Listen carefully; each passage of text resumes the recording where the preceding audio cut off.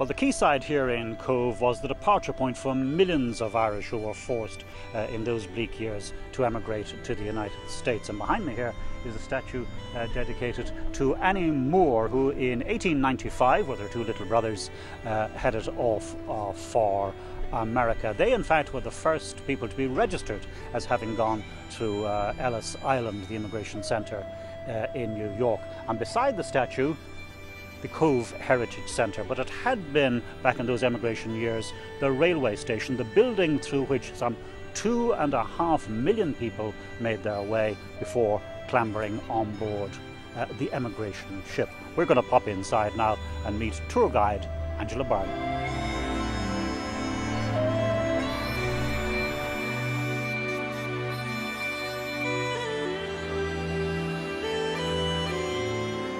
And certainly today it's a bustling, busy centre with camera-bedecked tourists milling around, having coffee, chatting and shopping while they explore the story of Irish emigration. Angela, insofar as the exhibition here is concerned, when do we start off? Or what year? 1845, 1950 could have been the peak during famine and emigration time. Over 6 million men, women and children emigrated during famine and emigration. 2.5 emigrated out through Cobh alone. So we weren't the only port during famine emigration, but we were the main port. And of course, when you come here, you're sort of drawn through little avenues of photographic representations of that whole story. Yeah, it's fantastic. From the whole experience, it's to give you the experience when you come through at the main entrance. It's so well done to give you the feeling of what it was like on the coffin ships during famine emigration. Then we have our section on transportation of convicts to Australia, which is very sad too, and people don't seem to realise that. And then our Titanic section coming in and coming on, and our Lusitania section.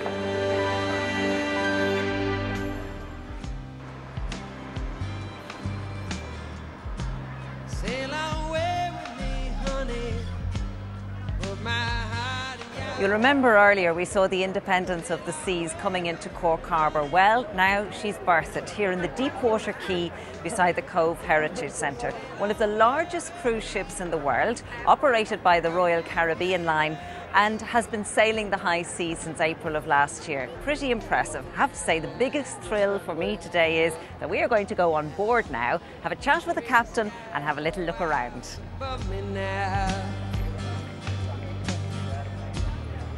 Winter howling at my face. Every single thing about the independence of the seas is spectacular. We're here on the bridge. It's 184 feet wide. The views of Cobh Harbour are brilliant. And we're going to have a chat now with Captain Remo. Captain Remo, it's amazing, this ship. Will you tell us a little bit about it? Well, of course, on a ship on 154,407 tons, we have many features. If you start up on the top, we can start up with a flow rider. You can do surfing. We have our small little golf. We have a basketball court. We have a rock climbing.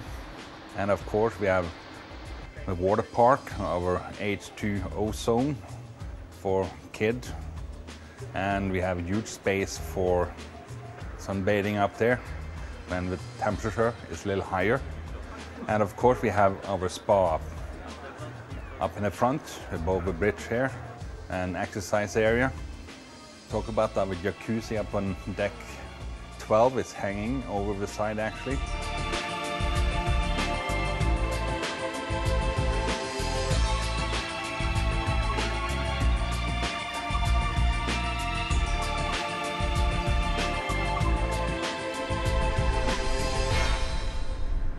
Well, Cork Harbour behind me here is one of the world's great natural harbours, and these days, of course, it's a huge centre of commerce, home to the Irish Navy, and a good spot to do a bit of sailing. And the man who runs Cork Harbour, the harbour master, is Captain Pat Farnham. Captain, going back, way back when in history, how did it begin and grow as a port? In the early part of the 7th century, when St. Finbar settled in Cork, that was really the birth of the port, if you like, as we know it. And it started off in the centre of the city of Cork, as we know it today, Patrick Street, Cornmarket Street. And as trade developed, the facilities gradually moved downstream to the city quays, Tivoli, and now in Ringaskiddy is the main centre for the Port of Cork. And of course, these days, it's the home of our own Navy. It is indeed, and it's a very strong base. The Navy have their ships based here, and in fact a lot of the ships were actually built in Cork Harbour as well. But they carry out the patrols from Cork. It's an ideal base for them. They have access 24/7, there's no restrictions, so it's ideal for them as well. And what would you see as the future for Cobh then? Would it be more on the tourism line or commercial shipping? Cobh has a very strong future in liners. We're the only port that can offer a dedicated cruise terminal, and it's available. We have the terminal booked up to 2 years ahead, and we can guarantee a berth at that stage, so that when they're making their cruise plans, they can be guaranteed they'll have a berth in Cobh on that day. So the future really is in cruise traffic for Cobh.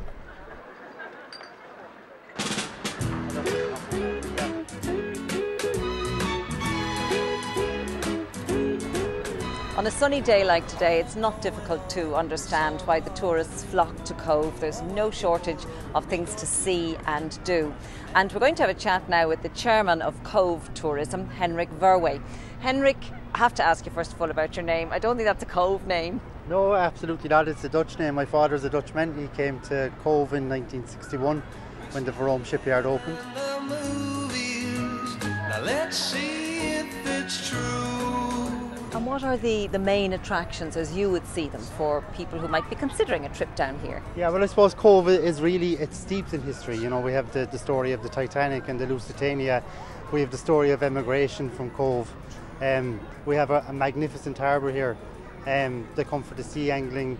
They come for trips on the harbour trips.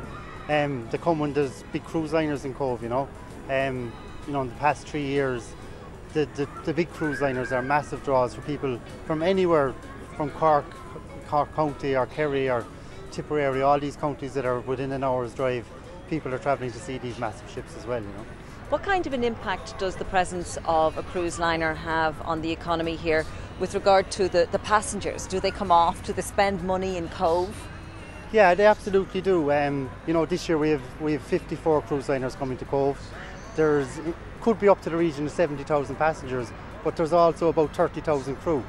And when the crew come to Cobh, they nearly all get some amount of free time. So, they go for a pint, they go to the local supermarket, buy shampoo or whatever, So that's a very positive benefit.